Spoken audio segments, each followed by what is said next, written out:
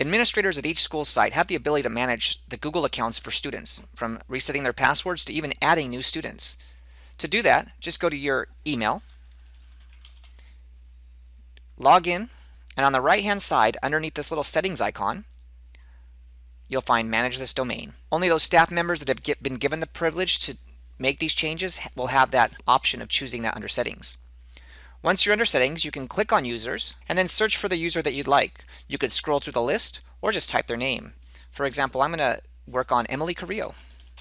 I'll select Emily Carrillo, and then here I can click on the account.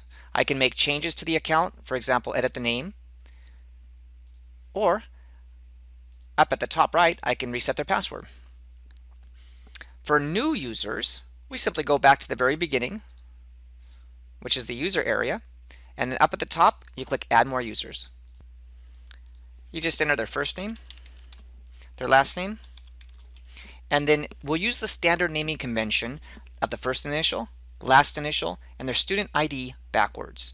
You might be tempted to want to try a new student naming convention, but we have 7,000 students already entered in the system, and doing so would just make two different systems and mess things up for management. So just use that same naming convention, and don't forget to select students.mhusd.org. Doing that will allow us to manage that email system a lot better and prevent students from being able to email staff and things like that. I suggest that you just click Set Password, and that way you can set a temporary password. You can use whatever your school would like for that temporary password. When you create this user, the student will be required to change the password the first time they log in.